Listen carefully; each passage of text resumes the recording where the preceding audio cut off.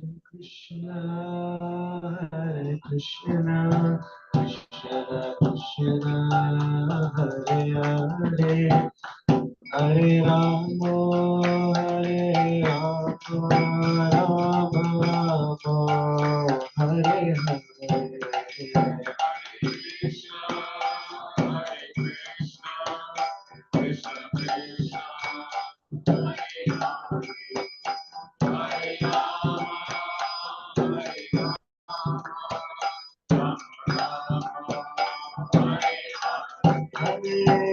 Krishna, Hare Krishna, Krishna Krishna, Hare Hare, Hare Rama, Hare Rama, Rama Rama, Hare Hare.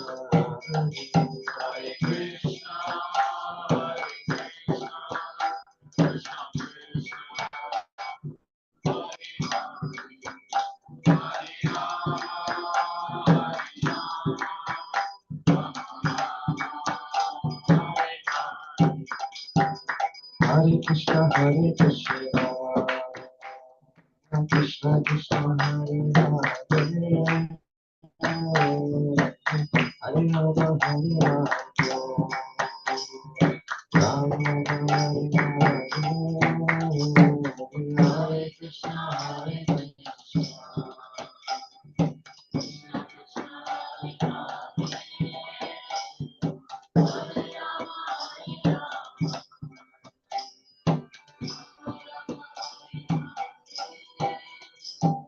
Hare Krishna, Hare Krishna, Krishna Krishna, Hare Hare, Hare Rama, Hare Rama, Rama Rama, Hare Hare, Hare Krishna.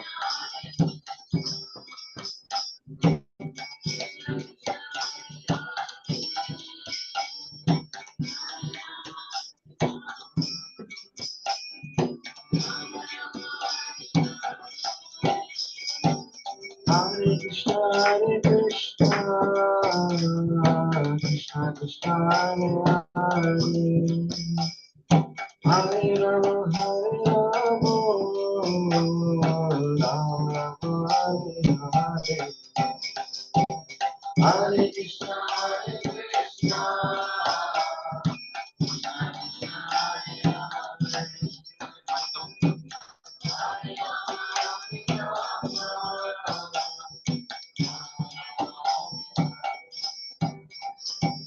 Hare Krishna, Hare Krishna, Krishna Krishna, Hare Hare,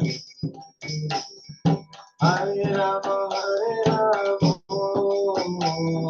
Rama Rama, Hare Hare.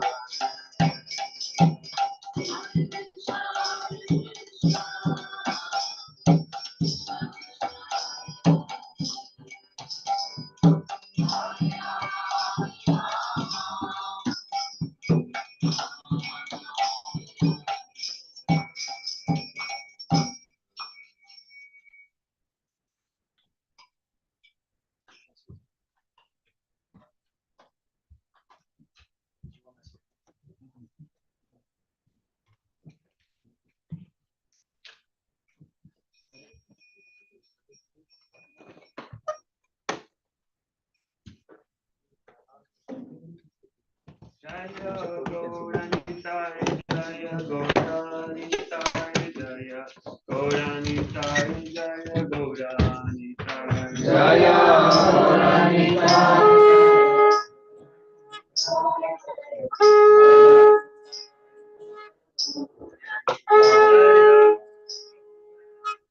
Jaya Gauranitai, Jaya Gauranitai, Jaya Gauranitai, Jaya Gauranitai, Jaya Gauranitai, Gauranitai, Jaya Gauranitai. Shri Gauranitai ki Jai.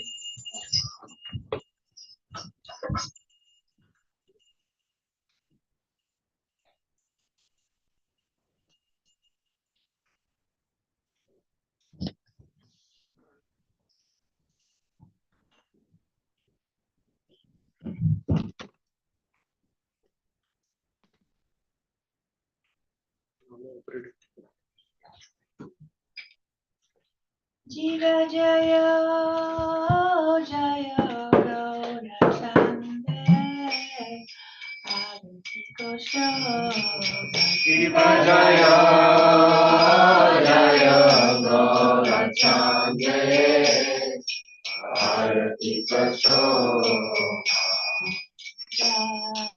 Janani Tata Jagamana Loka Janani Tata Jagamana Yoga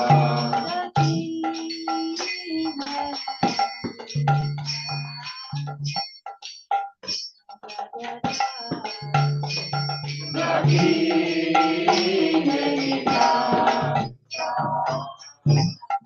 Mamita Dada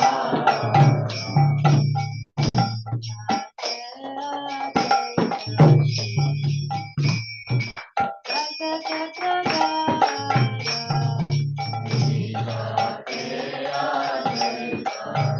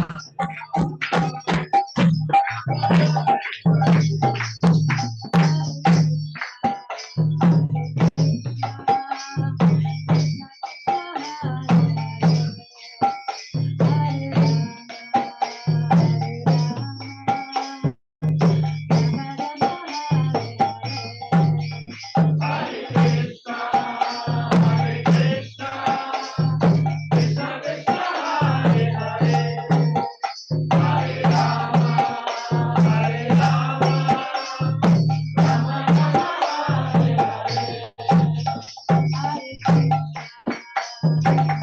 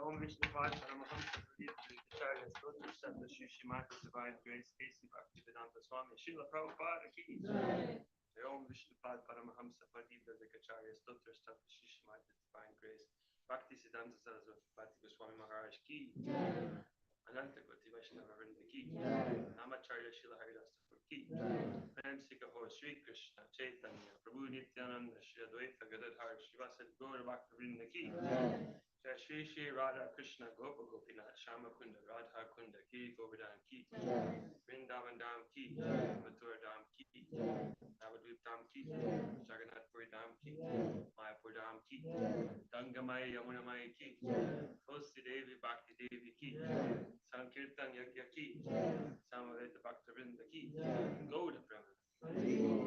All glories to the assembled devotees. All glories to the assembled devotees. All glories to the assembled devotees. All glories to Shri Shri Guru and Shri Gauranga. All glories to Srila Prabhupada.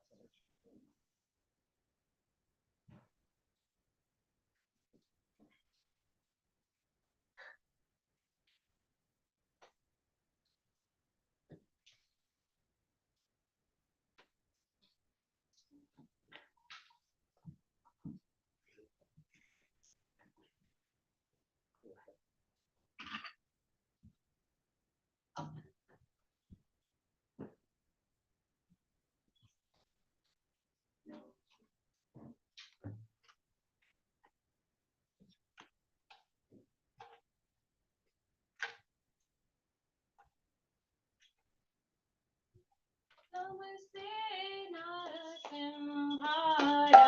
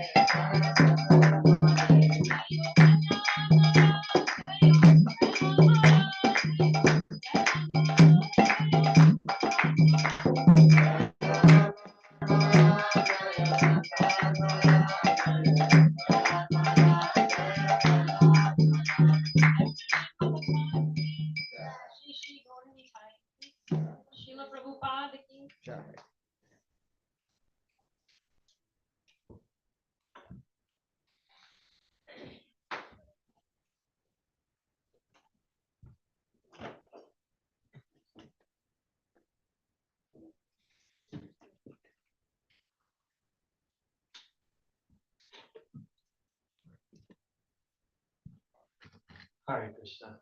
Welcome. My name is Krishna Dulal Das, and I'd like to welcome you to our Sunday Peace program. Is there anybody here coming for the first time? Hare Krishna. Welcome, welcome, welcome. These are some faces that I've seen before, though. Faces from afar. Yes. Where are you? Vaishnava Sangha. Where are you, Prabhu, coming from? Toronto. Wow, Hare Krishna. Thank you so much for joining us today. Wonderful. I will. So, welcome to all of you. And I came a little bit earlier here, and I saw that devotees had gathered here and having kirtan since I believe it was 1 o'clock, until about 3 p.m.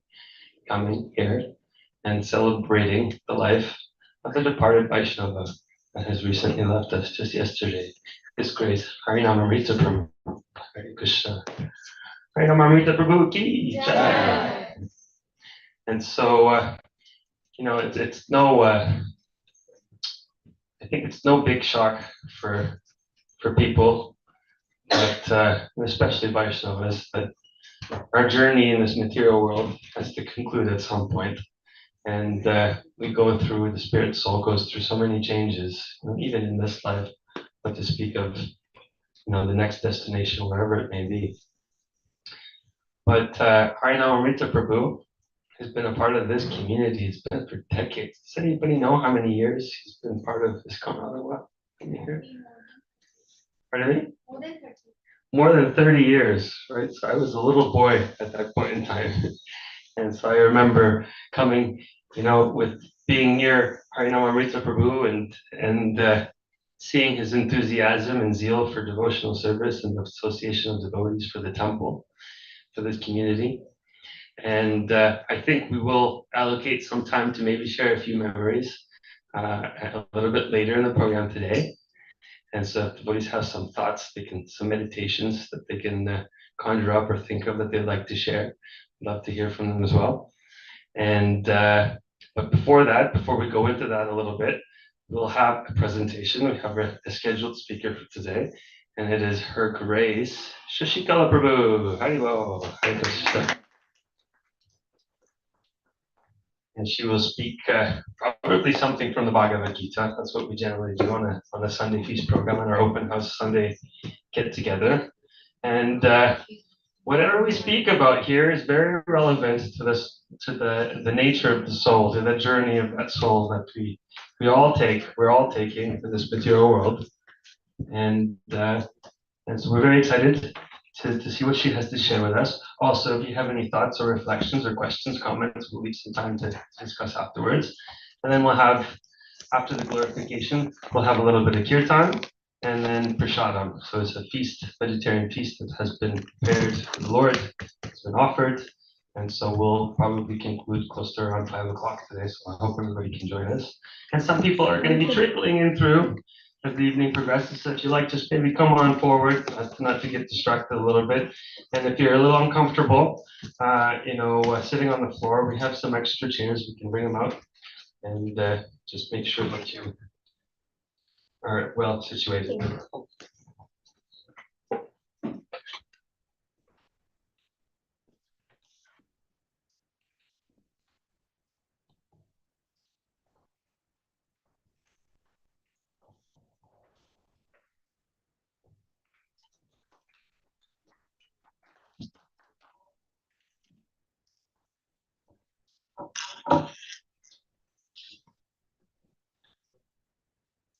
Hare Krishna, everyone.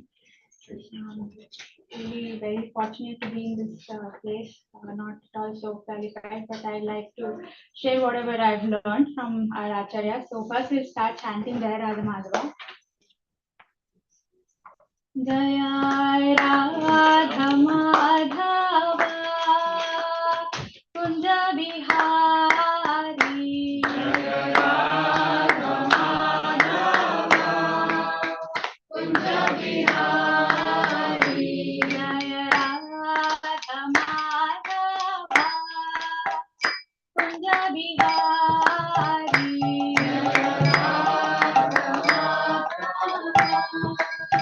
Kunja Bihari. Jaya Vati Jana Vallabha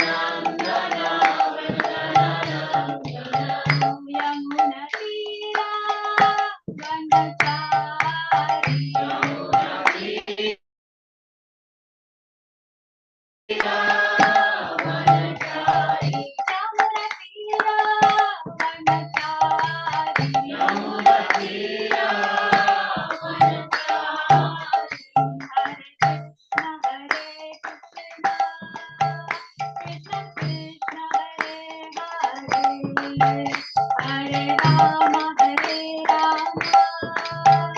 Rama Rama, Hare Hare. Hare Krishna, Krishna Krishna, Hare Hare Rama, Rama Hare Krishna, Krishna Krishna, Hare Hare. Hare Rama, Rama Rama, Hare Hare. Hare Krishna, Krishna Krishna Krishna, Hare Hare. Hare Rama, Rama Rama, Hare Hare. Hare Krishna, Krishna Hare Rama,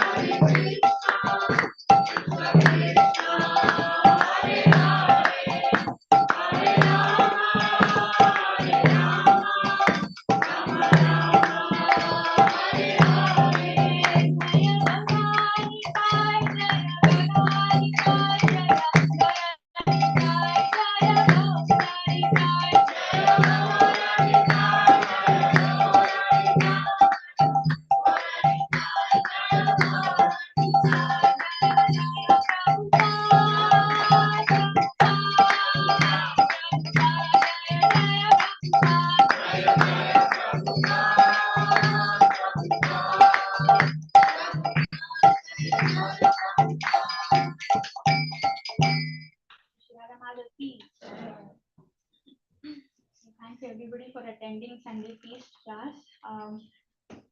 So let's start saying the invocation prayers. Om Namo Bhagavate Vasudevaya. Om Namo Bhagavate Vasudevaya. Om Namo Bhagavate Vasudevaya.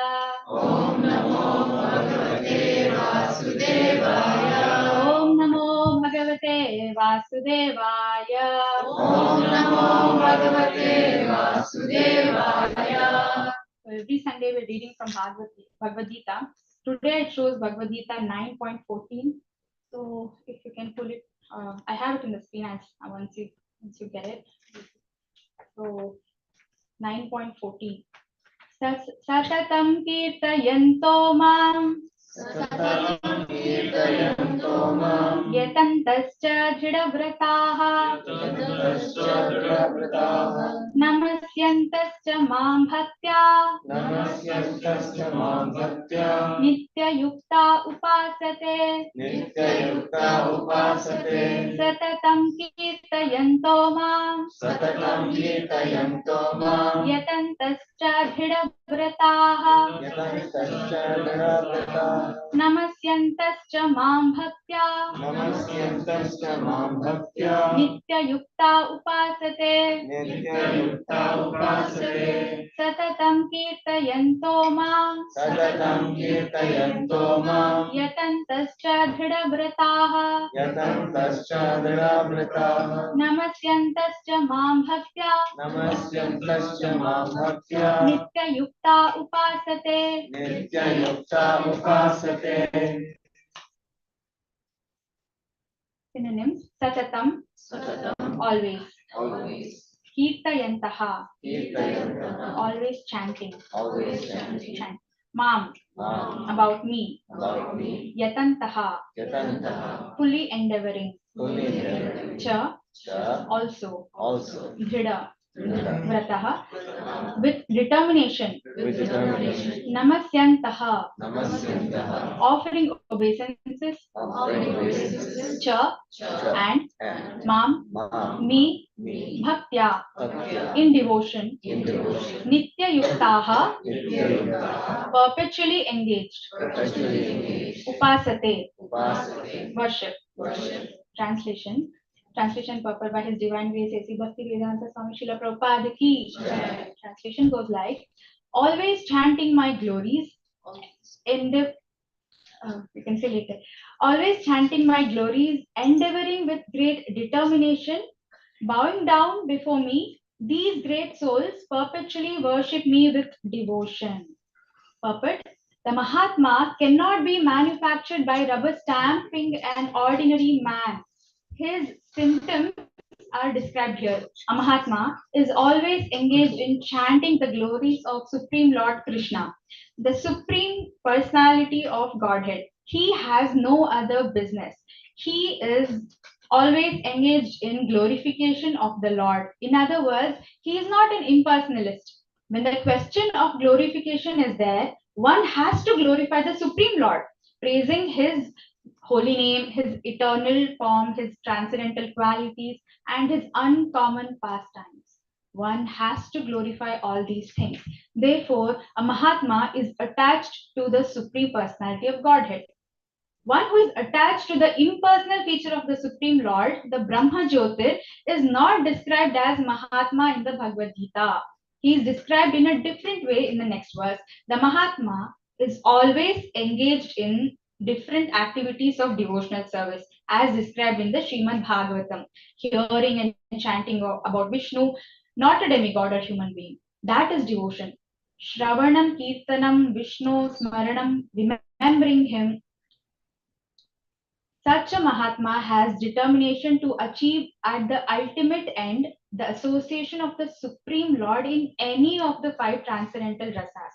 To achieve that success, he engages all activities, mental, bodily, vocal, everything in the service of the Supreme Lord Sri Krishna. This is called full Krishna consciousness. In devotional service, there are certain activities which are called determined, such as fasting on certain days like the 11th day of the moon, Ekadashi, and on the appearance day of the Lord. All these rules and regulations are offered by the great acharyas for those who are actually interested in getting admission into the association of the Supreme Personality of Godhead in the transcendental world. The Mahatmas, great souls, strictly observe all these rules and regulations, and therefore they are sure to achieve the desired result. As described in the second verse of this chapter, not only is this devotional service easy, but it can be performed in a happy mood. One does not need to undergo any severe penances and austerities.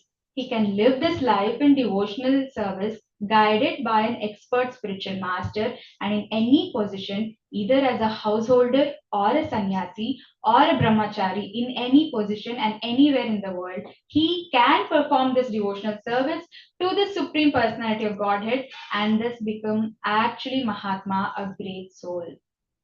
So let us invoke all the blessings of Vaishnavas and previous acharyas.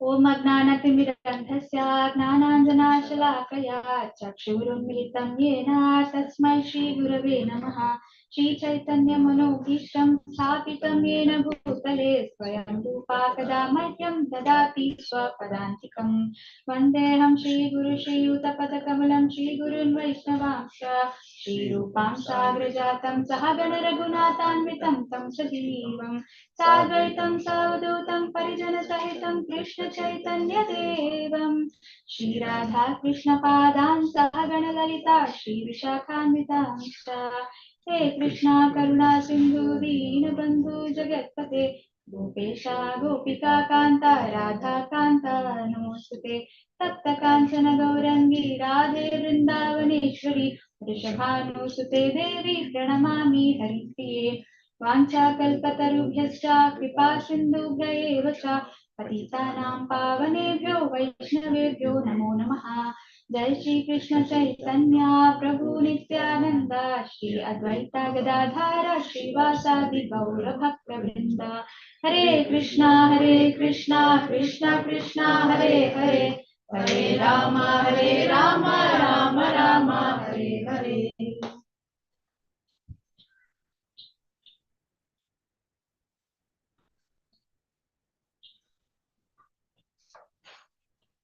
Right. So, like Krishna Prabhu was saying, all the understandings and the real knowledge is coming from the scriptures and not my individual knowledge. So, today, when I was reading this verse, so we know what to do, always chanting the glories of the Lord.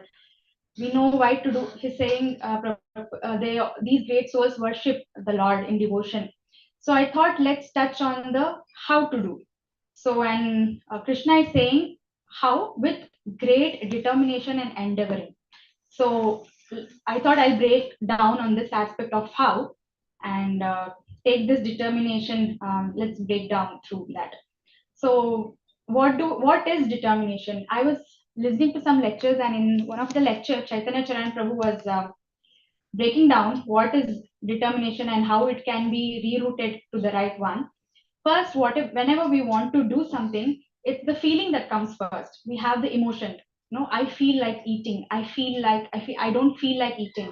Oh, I feel like eating this unhealthy food. I feel like watching. No, there is a feeling that first that arises. That's the emotion that first comes. Following that, there is a intention that follows. Whatever emotion is that, oh, okay, once I feel this, I want to do it. There is a want in the heart, in the desire to do.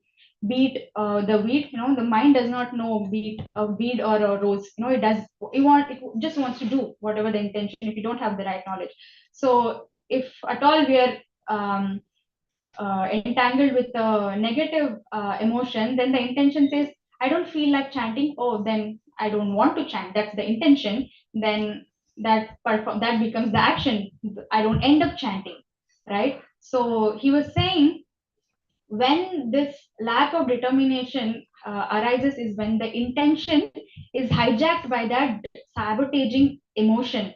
Once we have that sabotaging emotion, then whatever is the intention, it is hijacked. Then how can we restore that determination, navigate back? He says decouple the intention from the emotion. Just remove that emotion, sabotaging emotion.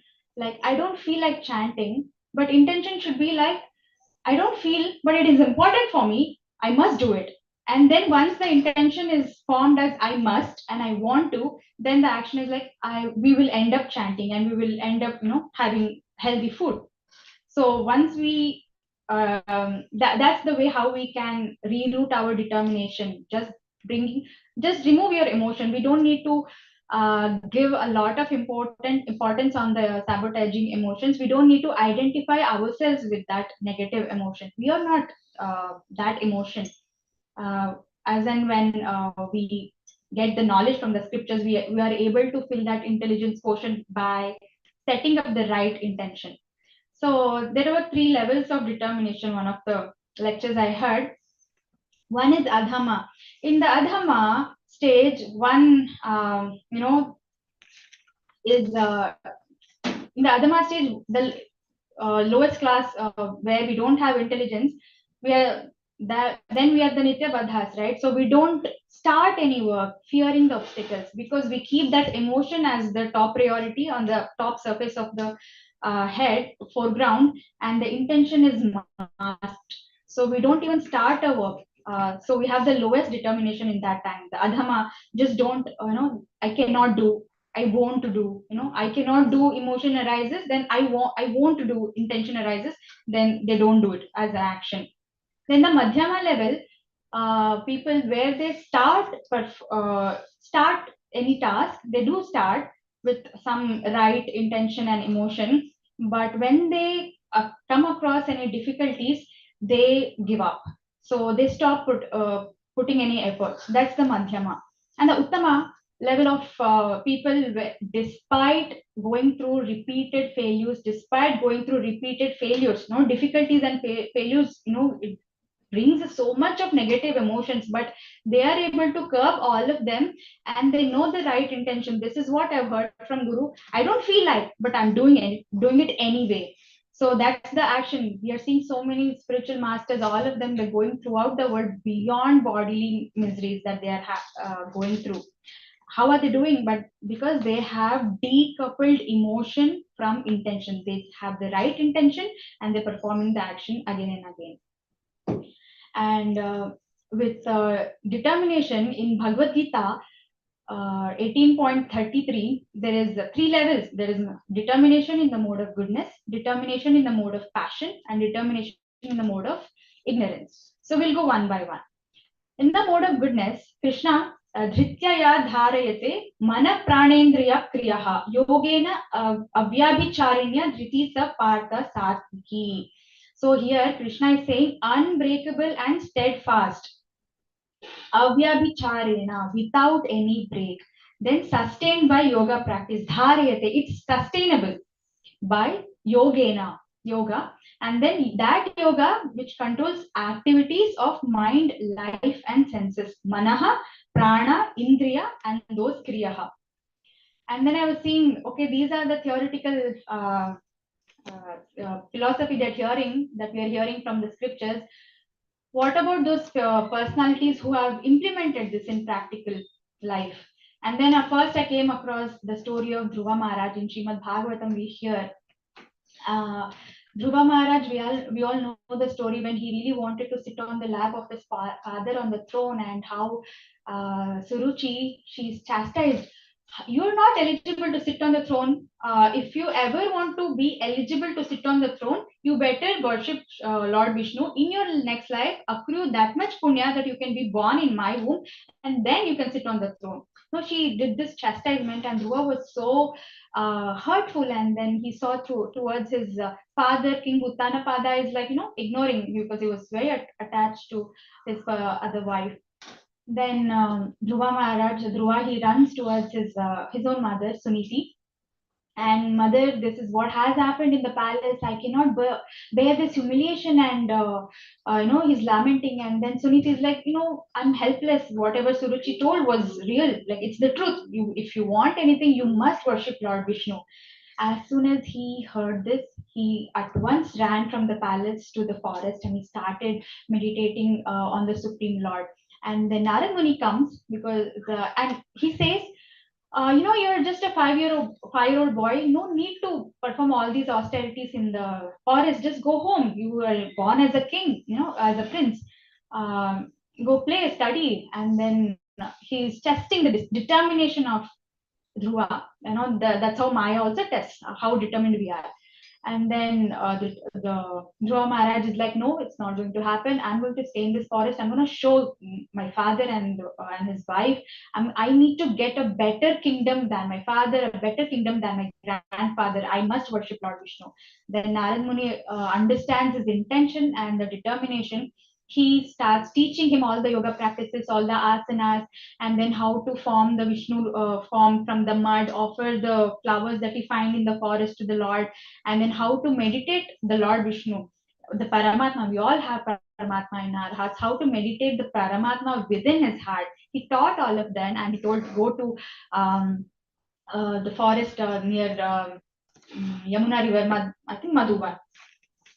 Yeah, and then he starts performing all these austerities. At first, he starts only eating the chapita fruit. That's all that's eaten by the monkeys. Then he renounces the fruits. He only eats the leaves that is found on the ground. Then he renounces eating the grass. He starts drinking water, and then performing the penance, right? Just performing the tapas. Then he starts just breathing the air. At last, he even gives up breathing air. He's just standing on one toe in the forest, a 5-year-old boy, and then he's meditating on the Lord within. With total focus, one pointed focus in his heart. And then Lord Vishnu, he appears in his heart, and as soon as he opens his eyes, Lord Vishnu is in front of his eyes, and all of his penances has come fruitful. So this was the determination in the mode of goodness. We saw how unbreakable and steadfast was Dhruva, it was sustainable through yoga practice. We see in Bhagavad Gita through what yoga? There's Jnana Yoga, Karma Yoga, and Bhakti Yoga. The highest and the only yoga that is sustainable is Bhakti Yoga. So, like Narad Muni instructed, Dhruva Maharaj did that, and Lord Vishnu appeared and accepted his love and devotion, right? So, in this way, one of the story was Dhruva Maharaj unbreakable determination in the mode of goodness, how he conquered his mind, prana, the life air, and all of his senses. And another story I wanted to share was Srila Haridas Thakur, that we see so many instances Srila Prabhupada is mentioning in Chaitanya Charitamrita and Srimad Bhagavatam. When Srila Haridas Thakur, he was actually Muslim. When he was born near Bangladesh, which is now there. And throughout his life, he dedicated um, for chanting the holy names. He used to chant every day 3 lakh names. We are maximum chanting 16 rounds, but he used to chanting every day 3 lakh rounds. That was his determination in the mode of goodness, whatever it was. It was such unbreakable and avyabhicharinya, without any break, that many tests occurred in his life that because he was a Muslim, the Nawabs then was given a complaint by the Qazis. You know, this Srila Haridas Thakur, he has come from this such a village. He started to chant, doing all this Harinam. All the our Muslim brothers, they are also getting influence.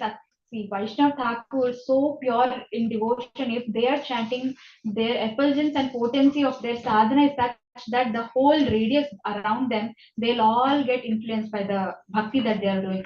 So the Qazis and the Nawabs, they were fearful, you know, this person is going to deter our Muslim community. And then the Qazis go and the Nawab, he says, you know, this man is acting like a Hindu, just arrest him and punish him. And once he was in the palace, arrested, the Nawab tries to do some negotiation. You're a Muslim, try just follow your Muslim path. Why are you following the Hindu? So Srila Haridas Thakur says, Quran or Puran, God is one. And God can have many names. That's what is happening. That's the only difference between Hinduism and Muslim, that the name of the God is different. The holy name is different, but God is one. And then after being threatened and being punished by the Nawab, Srila Haridas Thakur is pulled to the streets, and Nawab is like, okay, whatever you're saying is, let me see. If your Lord Krishna is going to save you, may you be beaten in 22 marketplaces, and still if you're alive, then I will accept that whatever you're saying, that Krishna is the supreme personality of Godhead, and you know, whatever your holy names is doing is working, because our fakir, our Muslim, our Allah is not. That's not what Quran is saying. They're a little bit blindfolded and a little confused and rigid on their practices. Right, so when Srila Haridas Thakur was beaten in 22 marketplaces, still he's chanting. He says, when this threat was given, Srila Haridas Thakur says in Chaitanya Bhagavat 1.16.94, he says, Khanda khanda he deha yaya yadi prana tabu ami vadane na chadi harinama.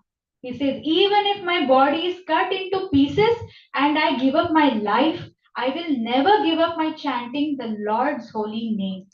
Such was the determination of Srila Haridas Thakur. So we are all performing a little bit, like whatever, in whichever stage we are trying to perform some bhakti, and as soon as we find some opposition in our family or friends, we feel discouraged and we'll stop chanting. But that's not that is the determine that's we are in ignorance. We don't need to fall prey for such discouragement. We need to get these inspiration. Sri Haridas Thakur was beaten at 22 marketplaces, and at the end, out of compassion of those goons, that, you know, if you are not successful, then your Nawabs will again punish the goons. So for that compassion, he pretended to be dead. His body was, you know, it was like being dead, and then they threw the dead body, the body of Srila Haridas Thakur in Ganga, thinking that he's dead.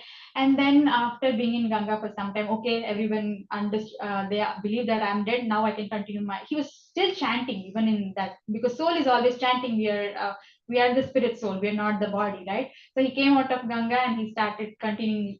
He started to chant, and this was the determination. Many times he was tested in his life, not only with this. Maya herself, she came to enamor through her enchantments, like the beauty of the whole material world personified, right? Like all the Miss World, Miss Universe combined, the Maya personified. She herself came to allure Srila Haridas Thakur's sadhana, but no, Srila Haridas Thakur was so determined. Another story we have seen, when a prostitute comes and I want to embrace you, Srila Haridas Thakur. And Haridas Thakur did not chastise, oh, you're such a lowly class woman, why are you coming? No, he did not say that. He did not chastise. He did not, say that. He did not criticize her also. He was like, okay, you just stay here. I have lots of rounds. He was chanting 3 lakh rounds every day. He was like, I have lots of rounds. Just wait here. I'm going to finish my rounds and then come. He was tricking her, and this prostitute is waiting, she's trying to distract him by dancing, singing, and then she's fed up. One day, 2 days, still postponing, yeah, I today also have so many rounds, I can't come with you, wait, just wait for a minute. And then um the prostitute is like, oh god, and she gives up, and she's like, she's also mocking Haridas Thakur, what is this Hare Krishna Mahamantra, Hare Krishna, what is this? And she starts mocking, and then in that due course of time, the potency of Srila Thakur was so much that she started chanting, and the bhava of the mood of her chanting changed. And at the end, the prostitute also became a devotee. She accepted Srila Thakur as a spiritual guru. So none of the material energy could shake the unflinching determination of Srila Haridas Thakur. So so many examples we see in Srimad Bhagavatam, Chaitanya Charitamrita.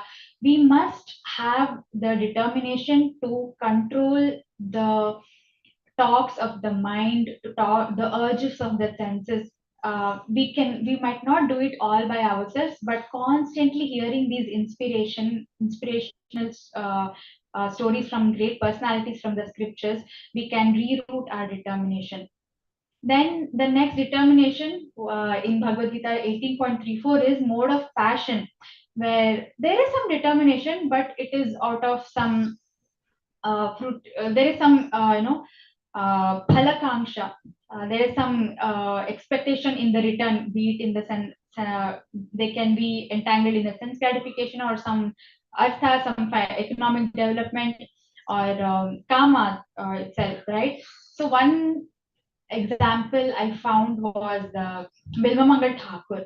Actually, in his previous life, Bilvamangal Thakur was also a sannyasi, and he was a great devotee of Krishna. He was almost in the stage of bhava, but material energy is so strong, even someone in the bhava stage can fall down, so that time when he was very much known for conducting these Bhagavatam festivals in his community around the village, and all of these people used to come attend the Bhagavatam lecture, and then he had to distribute the prasadam, right? Like our Sunday feast, we are distribute the prasad. It's all voluntary. Nobody's as long as we have the sponsorship, we can feed the devotees.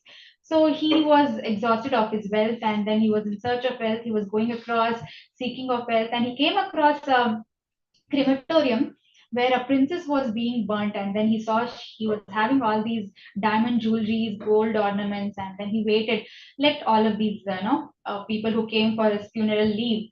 And then after they left, he saw the diamond jewelry on the dead body of the princess. He went, approached the funeral pyre, and then he was about to take. That time the dead prince's soul started speaking, don't take this, don't. If you ever want wealth, just go to my father, he's a king, ask him to give the treasure. There's a huge treasure under my bed in the room. So Bilvamangal Thakur, he agrees, he obeys, he goes to the king, and then he says, I want to use this treasure for the service of Krishna. And then then he again conducts lots of Bhagavatam festivals, and again the wealth is exhausted. At some point, it happened that he needs money. Again, it's like, oh, why would we let the gold ornaments be burnt, or just go off base? Let rather be used for Krishna service. Again, he goes near the crematorium, and then when he is about to take that, again the voice of this princess soul, she says, you have done a great mistake, and by taking this necklace, I'm going to curse you. Although you're a great devotee of Lord Krishna, you will still be born again, and you will be taking a birth, and you'll have an immoral life in your next birth. That's how in the next birth, Bilvamangal Thakur takes birth in a rich Brahmin families, but will have an immoral life throughout. He's not very obedient.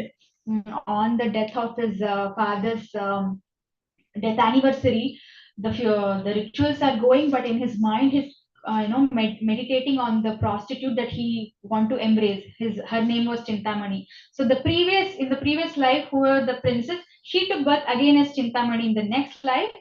And Bilvamangal Thakur was very much enamored by her beauty, and he left his wife, he left the death anniversary of father. He was really wanted to go and embrace this prostitute. And then that day, there was such a stormy weather.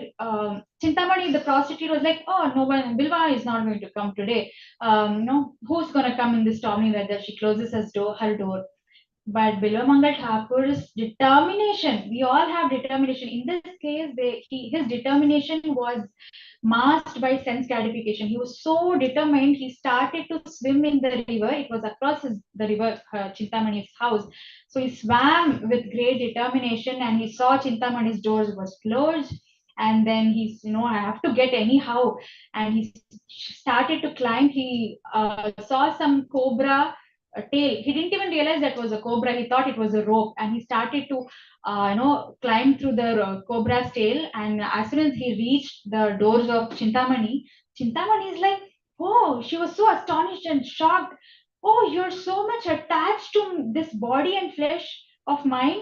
I wonder if you have been so much attached and determined to Lord Krishna, how you would have been. That instruction, that pricked Bilomangal Thakur's heart, and like, oh my God, that's true, whatever she's saying. All this time, I had my determination in the wrong place. And immediately he realized, and he started going towards the path of bhakti. He became a great scholar. He started writing so many scriptures. He wrote Krishna Karnamrita. Chaitanya Mahaprabhu himself relished the teachings of Bilvamangal Thakur. In that way, determination in the mode of passion also was navigated towards goodness, unless when we surrender to Lord Krishna, right? So the mode of ignorance also is written in Bhagavad Gita, which is uh, the unintelligent determination. It says durmedha, unintelligent dhritya, determination, where this determination is curbed by dreaming, fearfulness. People have being intoxicated, taking all these drugs. They think I better sleep. They think if I have get enough sleep, then I will be able to perform. So they're in the dreaming stage. With a lot of intoxicants, they just take drugs, and 2 3 days they're not awake. They think that's they're so determined to perform that also. And then there's determination, the lamentation also. It's not that people who want to get suicide seekers, right? Who suicidal. It's not that they don't have determination. It is that their determination is in the wrong place. They're so determined to die. We have so much reflexes. If we have some wound, we immediately reflex. But they're so determined to put their own body to harm. They have determination, but in the mode of ignorance. So in that way, illusion. There's like swapnam, bhayam, shokam, vishadam, madam, illusion. Determination in the mode of illusion, where one of the example I saw, I wanted to share, was from Jagai Madhai, where Jagai Madhai, they were so determined to perform all the sinful activities, whatever was written in the Shastras. They were reading Shastras and they're like, oh, this is a sin written, let me perform that. They were acting exactly opposite. And when Nityananda Prabhu came to preach Krishna consciousness, Madhai immediately threw the earthen pot on Nityananda Prabhu, and there was bleeding, and Chaitanya Mahaprabhu immediately came with his Sudarshan Chakra. When this happened, with Nityananda Prabhu's mercy, Jagai is the one who is immediately catching hold of the lotus feet of Krishna. So whatever the determination, be it mode of passion or ignorance, if at last we are catching hold of the lotus feet of Krishna, then that determination is also navigated to goodness, right? They were delivered with the mercy, Jagai and Madhai. So the solution of the determination that we can compile is, we must go through the instructions of Guru. We cannot have, there is no self-determination. So whatever we are concocting, I will do this. Whatever our New Year resolution, whatever we're trying to be determined about, it, the self-determination will fail. Only unless that determination is coming from the Guru, if we are able to follow that and being under the supervision of the Guru, with their mercy only we can sustain our determination. So, and the Shastras to have the discrimination between the do's and the don'ts, the right and the wrongs. We should always be Shastra Chakshu, and how, like setting the right intention. We saw in the first, how can I say my intelligence that this emotion is wrong? Only by being equipped with Shastric knowledge, right? And then Hare Krishna, chanting Hare Krishna Mahamantra is not that, it's the consequence of being determined. When we go to gym, we're using those equipments to build a muscle. So Mahamantra is the equipment to build the determination, and through that determination we chant more. So Mahamantra, Hare Krishna Mahamantra is a beginning and the end of our goal. And then we must all associate. We are the average of 5 people we associate with. So in the purport we saw, be it a brahmachari or a sadhu, from a householder, a grihastha or a vanaprastha or a sannyasi, be it a saintly person from any of these ashram, we must associate, right? And one such great Vaishnav Thakur in our congregation was His Grace Harinamamrita Prabhu, from whom we can all derive what is the practical way of performing devotional service. It is not that only sannyasis will go to Krishna or only brahmacharis will go to Krishna. He was one of the epitome who practically showed how devotional service can be performed in grihastha and both the husband and wife performing devotional service together in harmony, in cooperation. It was not like in the house, because I used to live in their house for so many times, sometimes to assist them. It was never like there was no duplicitous. Whatever was in the house, it was in the temple. It was not like, oh, this person is doing like this in the temple, this much. No criticism I ever heard. He was so humble. Whoever gave lecture, if he was here today, he would ask a question to me. He was so humble. It's not that I know everything, why do I need to ask a question? He was so humble, he was so compassionate.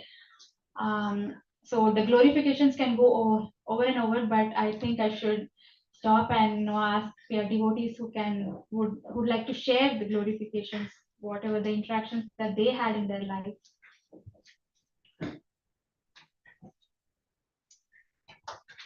Thank you so much, Shashikala Prabhu. Haribol, thank you. So, I think some relevant points from your talk. You were talking, started the verse that you're reading about the Mahatmas. And, Mahatmas are those persons, there's a verse in the Gita, anybody that comes to Krishna is considered a Mahatma, a great person. There's different categories, obviously, of those, the more that you surrender, the more that it becomes pure, the more that it becomes, unmotivated, then, strengthens that connection, that relationship becomes so much more potent. But the relevance is there because actually Harinam Amrita Prabhu, yes, he had lots of enthusiasm, known as somebody even advanced in age. I remember just it was maybe a few years ago, even maybe 4 or 5 years ago or so, he was coming out on Harinam with us, or tried to come on Harinam with his walker, right? To come out and chant and sing and dance.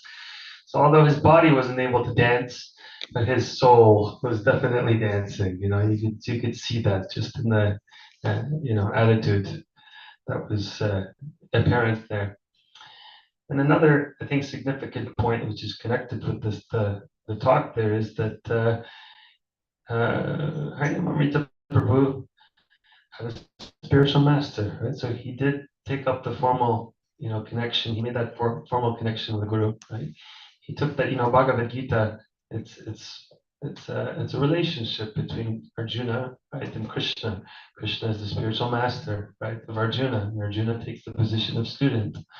And very often people, that are there in our society that come across, nobody really wants to take that position of becoming a student or a servant, because we all think that we're the masters, right? To a certain extent, we may say, I don't say I'm a master. I don't think I'm a master. But the way that we behave is contrary to the way that we speak very often, right? Just we think we're in control. We think we have the ability or perhaps the determination to accomplish so many things.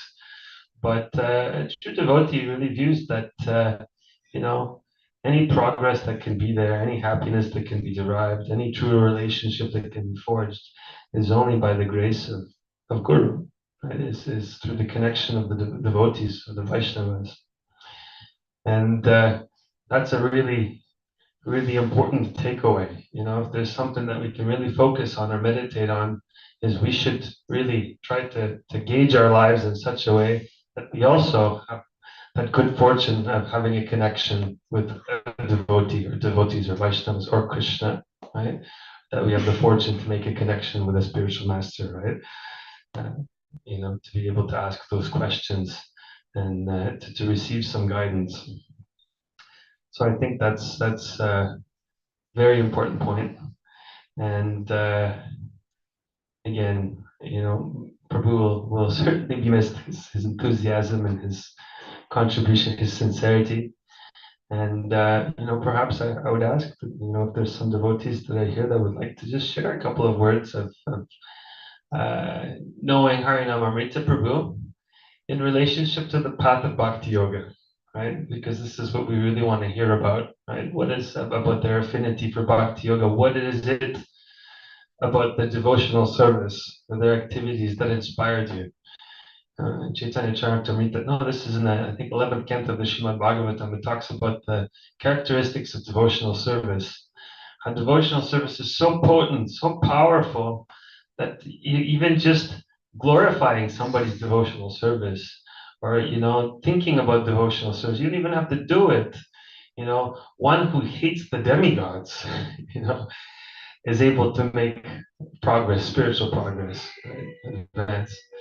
So maybe I'll pass the microphone. Does anybody have a hand? Let's say something knowing her numbers of Prabhu. I'll start with Prema Prabhu. Hare Krishna. Thank you. Go for maybe another 10 minutes or so.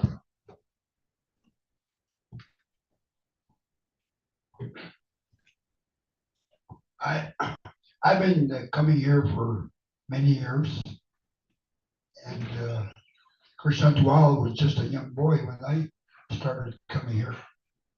And I don't know any names of people here, but I know their faces.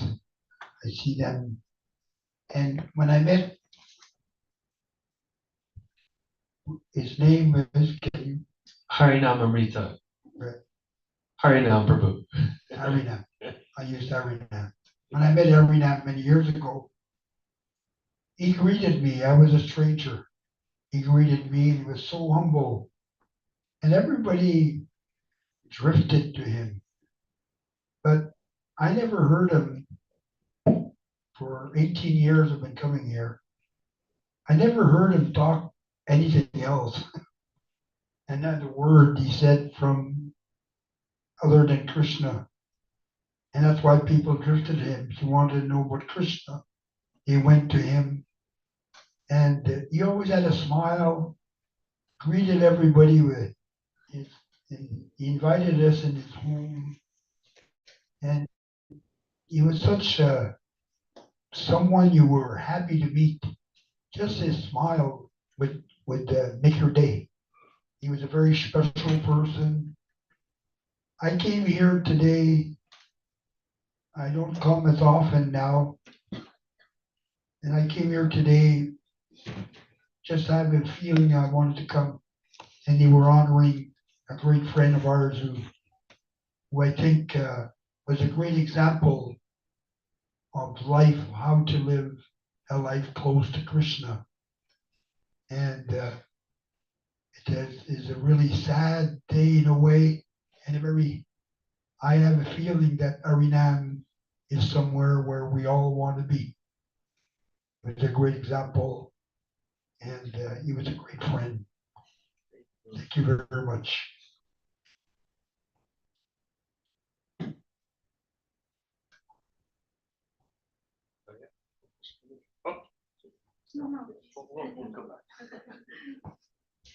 Hare Krishna. There are so many things that can be told about Harinamamrita Prabhu. I mean, right now we think of him as somebody who's walking with a walker, but he always has been such a great soldier in the army of Shri Chaitanya Mahaprabhu. He has done so much service throughout his life. He started his first his Krishna consciousness in Dubai, in a Muslim country. And there were not that many devotees at that time. It was a long time ago.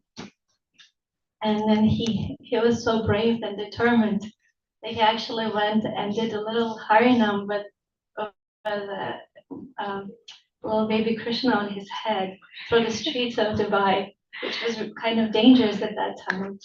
And so he was basically starting to propagate this movement in Dubai. And then they're telling me how he was able to somehow bring the set of Srimad Bhagavatam into the Muslim country, which was also prohibited at that time. So they went through lots of different risks and striving to develop this Krishna consciousness in Dubai. And then they came here to Canada. And again, so much service that he has done here. He was the first Ratha Yatras that we had. He actually was one of the main person who was trying to secure the funds. He was going to different businesses and gathering different huge donations.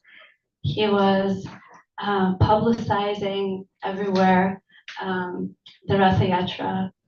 Him and Mother Shamala Gopi, they were making these amazing feasts. They were cooking together. Then they had these monthly house programs as well. And he was always really, I guess, a prasadam devotee in a way, because I always remember him as somebody who was there in the back and then saying Mahaprasadi Govinde for many, many years. When they were conducting these programs, house programs, one of the main things that he wanted to make sure is that devotees were really well fed. So he would get like 4 different helpings. He would never take no for an answer. Even when I was, we used to live close by to them at one point in time. And so whenever I would be coming back from school and later from work, he would see me walking down the street. He would make sure he would invite me. And then they would feed me so much that I could not even walk home. So they would actually drive me home. This is another thing that he has been really, at least by me, remembered so much, is that he was one of the fathers of this movement, and fathers of many of us here who have grown up in Krishna consciousness. I always say that we have such a wonderful family here of devotees, and that I actually was so fortunate to have so many mothers and so many fathers that raised me in my Krishna consciousness. And he was definitely one of the fathers that I had, and Mataji was one of the mothers. And so there's so many things that they have taught me, like, from from cooking to trying to sing, because I was so scared, and he would really, little by little try to like push me to so I can, so I can sing with more confidence. And he would drive me to the doctors, even just so many things. And the other amazing quality of his, and I'm sorry, I'm taking so much time, but there's just so much that can be told about him, and I will definitely not finish saying everything I want to. But one other really amazing quality of his is that he sometimes would get, not sometimes, but often he would get really absorbed in his Krishna consciousness. Like in the early days when he would drive us to different festivals, he would be chanting Maha Mantra so intensely that he would forget his way. um, and or sometimes when he would be chanting the kirtan, he would just go on for a long, long time. And then devotees would want to say, come up to him and say, please, Prabhu, now it's time for the next item in the program. But other devotees said, no, just let him chant. So, and this intent, this absorption in Krishna consciousness has become more and more developed and more serious throughout his progression. And so, the last programs that I remember that we had with him, he would be always he was be seeking so much, going for the depth, we'll be just talking there, sitting, they'd be like, just take Bhagavad Gita, chant, read the shloka, tell us what you think. He would always have these different questions, and he would have take this really humble position of asking a simple question, really trying to get to the essence of it, to the bottom of it. How do you do it? Tell me. So, like I said, there's so many more things that can be told about him, that I should probably pass on the mic to other devotees. I think that you summarized so many points. You just pointed out the qualities and characteristics and traits of Harinamamrita Prabhu, again with feeding and the Mahaprasadi Govinde, and I see on the Vyasasan there's the tambourine, so you could always recognize or hear this rhythm in the kirtan, the back, since I've been here. And there's the saying, behind every successful man, there's a great woman. And I see the qualities of Mother Shamala Gopi of so much service and serving Prabhu as well, which is really amazing. But I think just in what Krishna Dalal Prabhu was saying, what can we observe, how they walk, how they talk, that inspires us in Krishna consciousness. In the later years, he wasn't able to come so much during the winter months because it was slippery. However, he was still driving. And one of the last times I saw him, he was walking to his car, so he'd still drive here. And but the amount of time it would take him to get around his car into the door, devotees would help him down the stairs. And he also wanted to do it by himself. He didn't want to have everybody do everything for him. And for me, this is just an incredible quality. It's really amazing to see his determination to still come to the temple. And so Shashikala Prabhu's talk was so relevant about these different, desires if we want to do something, and that leads to our action. Thank you so much. Any other devotees that know him want to share some words? Prabhu. Yes. Hare Krishna. Harinamamrita Prabhu was a really sweet soul. Every opportunity that I had to talk to him at the temple or the devotee's house, he was very, very somber and had so much life experiences to share. he would also always praise his wife, Mother Shamalagopi, the fact that she said that she left a lot of things behind in order to take up Krishna consciousness. So I never intruded and asked him about the details and stuff, but that was a really good quality in Prabhu, always praising others in the movement. And yeah, he would use the walker, and it would take him a long time. And so there were a couple of times I told him, Prabhu, can I just carry you? It's okay, you can leave the walker. And he would say, no, please, it's, don't. So we had a pretty open relationship, me and Prabhu. Like sometimes he would be in greater spirits just looking at him. Like he would have more of a spring to his step than usual. And I would tell him that, Prabhu, you're looking like, I don't think you need the walker today. Like you're and he would laugh. And I really liked watching him smile, because most of the time he was very, very somber in his face. And those times where he did smile, I'm gonna fondly cherish those memories with Prabhu. And yeah, I'll miss him dearly. Anyone else?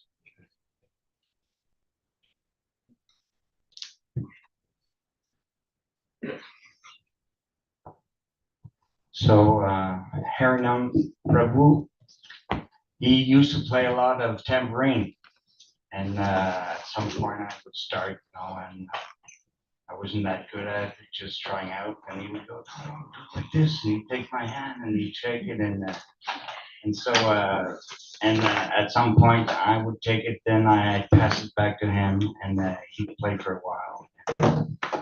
So, but I knew him in a later stage of his life, and I would help him out. Okay, go get my car, or help me up. Okay, don't touch me. I'm going to get up by myself. He came inside. No, don't do nothing. I'll put it here. Everything's okay. So yeah, he was very humble, not demanding, and very kind. So that's what I remember. Thank you so much, Prabhu.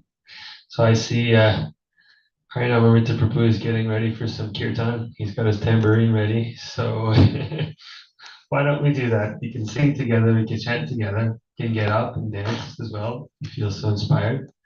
And we'll have some kirtan and then honor some prasadam afterwards. Hare Krishna.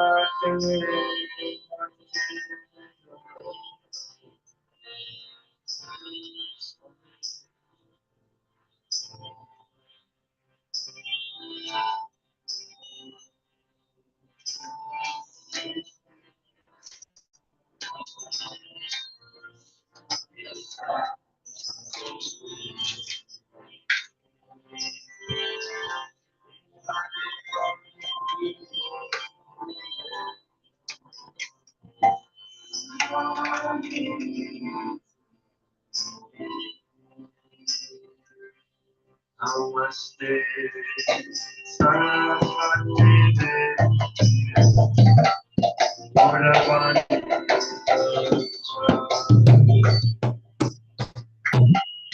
Nirvishesha